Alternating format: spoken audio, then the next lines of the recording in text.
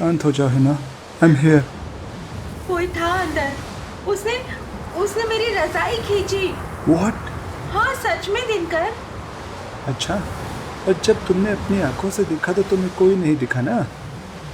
तुमने सपना देखा होगा स्वीटहार्ट। नहीं, मैं नींद में नहीं थी। पता कहाँ चलता है। देखो ऐसा होता है, तुम इतने मेडिसिन लेती हो, प्रेगनेंसी में हेलुसिनेशंस आम बात है। तुम ज़्यादा सोचो मत। चलो तुम अब परेशान मत हो, मैं आ गया हूँ ना। तुम नहीं समझते हो यार, वहाँ वाकई कोई था। हिना माँ बनने वाली थी। जाने क्यों हमने अब यहाँ फैमिली प्लानिंग की सोची। Very bad decision. हिना के हेलुसिनेशंस बढ़ते ही जा रहे थे। अब उसको वो साया भी दिखने लगा, इधर उधर, वक्त बेवक्त। अक्सर वो साया बाहर दरवाजे पर होता था। वो देखो। क्या तुम देख रहे हो दिनकर? वो अंदर आ रही है। क्या पागलपन है ना, वहां तो कोई भी नहीं है। वो कौन है ना? वो तुम्हारे पीछे खड़ी है। काली छाया, वो मेरे पास आ रही है। इधर इधर देखो। मैं उसको संभालने उसके पास गया। हिना रिलैक्स, कोई नहीं है यहाँ। है, देखो वो सामने। वो हमें कैसे घूर रही है। वो गई रूम में। आओ मेरे साथ।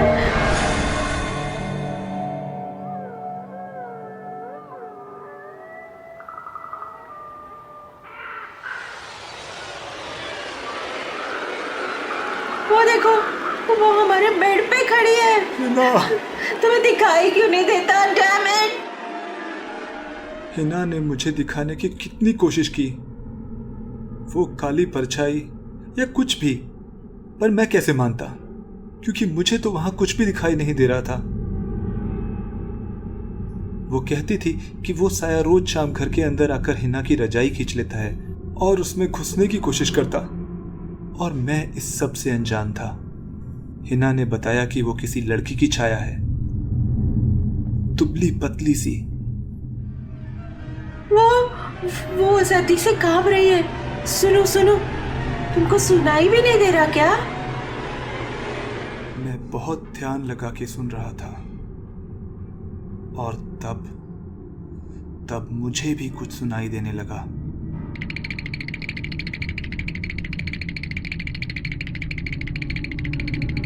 मुझे उसकी दांत किटकिटाने की आवाज सुनाई दे रही है।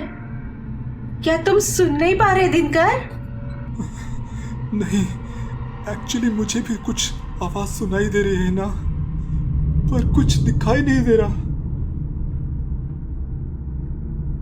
तब उस दिन पहली बार मुझे उसके होने का एहसास हुआ।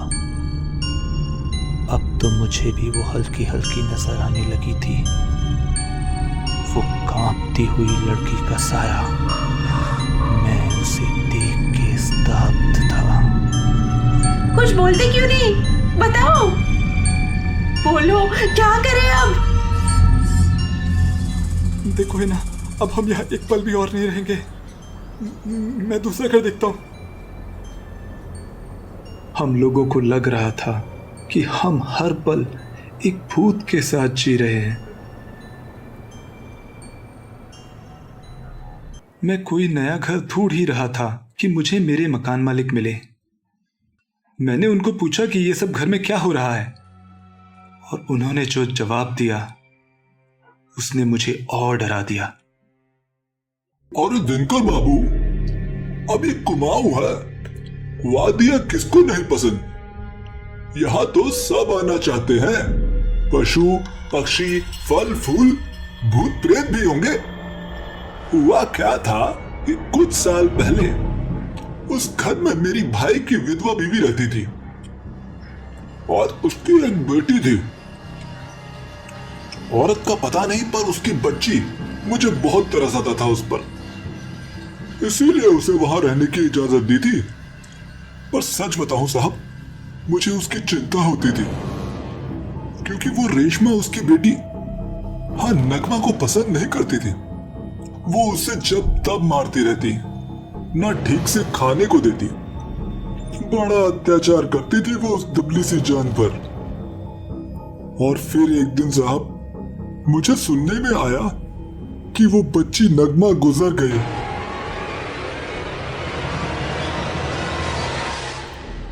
लोगों से सुना कि उसका शरीर बाहर ठंड में अकड़ा हुआ मिला था।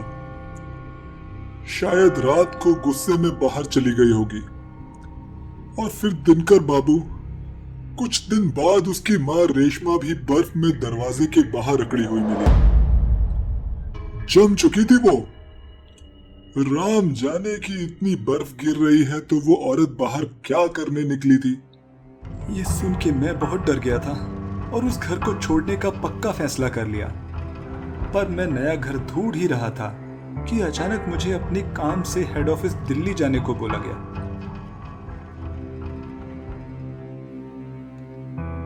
क्या कल जाना है? अरे जाना तो मैं भी नहीं चाहता, पर काम है तो हिना जाना तो पड़ेगा ना। 2 ही दिन में वापस आ जाऊंगा बस।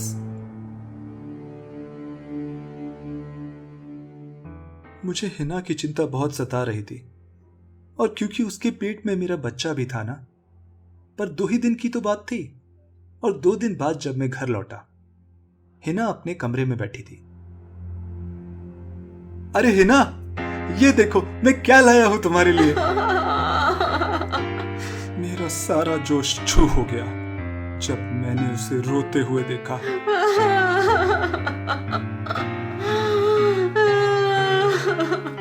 अरे बताओ हिना, आखिर बात क्या है?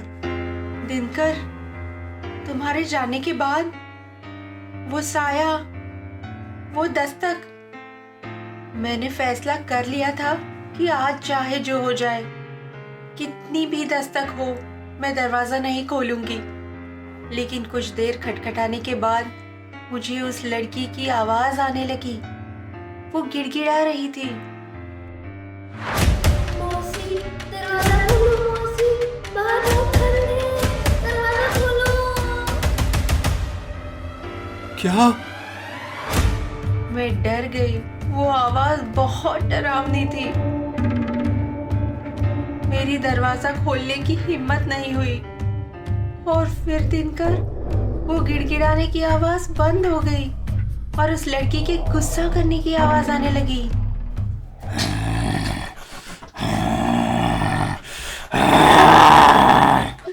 फिर दिनकर, न जाने कैसे वो दुबली लड़की में इतनी ताकत आ गई कि उसने दरवाजे की कुंडी को ऐसे तोड़ दिया कि मानो लगी ही ना हो। क्या? हाँ, और वो अंदर आ गई और उसने मुझे धक्के मारते हुए बाहर निकाल दिया। और मैं मिन्नतें कर रही थी, नहीं, मुझे बाहर मत निकालो, बाहर बहुत ठंड है, मैं जम जाऊंगी, नहीं नहीं। पर उसने मेरी एक नहीं सुनी दिनकर। फिर उसने अंदर से दरवाजा बंद कर लिया। प्लीज दरवाजा खोलो, मुझे अंदर आने दो। हिना कई घंटों वो बर्फीली रात में बाहर पड़ी रही और दरवाजा पीटती रही, पर उसने उसकी एक ना सुनी।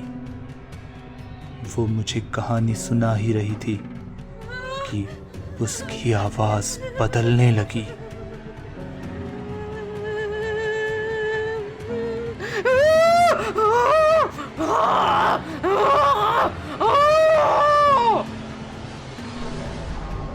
मुझे अपनी आंखों पर विश्वास नहीं हो रहा था, क्योंकि अब वहां जहां हिना बैठी थी, वहां अब हिना की परछाई दिखाई दे रही थी।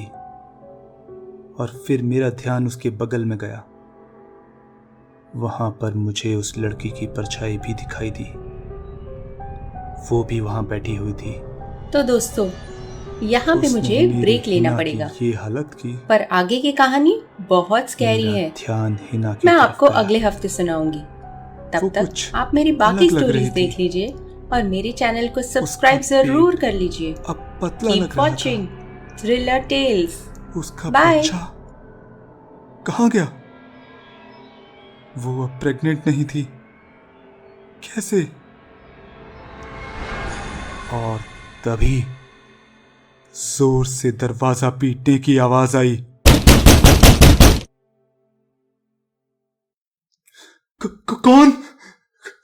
कौन है?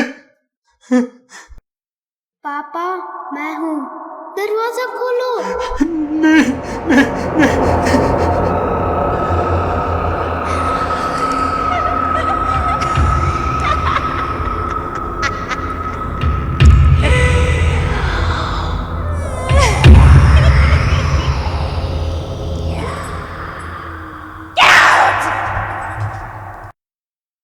और ये थी मेरी कहानी।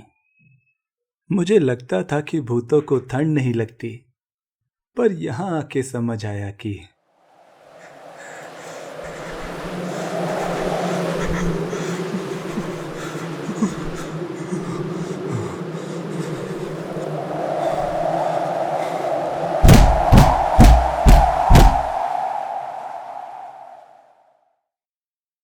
तो फ्रेंड्स, ये कहानी थी दिनकर और हिना की। ये कहानी सच्ची तो नहीं है, पर खौफनाक है। उम्मीद है आपको पसंद आई। और खौफनाक कहानी आपको पसंद है तो मेरी कहानी पुरानी हवेली जरूर देखना। उसमें बाल तोड़ चुड़ैल की कहानी आपको बेहद पसंद आएगी। और नेक्स्ट वीडियो कब आएगा उसकी नोटिफिकेशन के लिए मेरे चैनल को फौरन सब्सक्राइब कर लीजिए। और मिलते हैं नेक्स्ट टाइम एक और थ्रिलर टेल्स के साथ। बाय।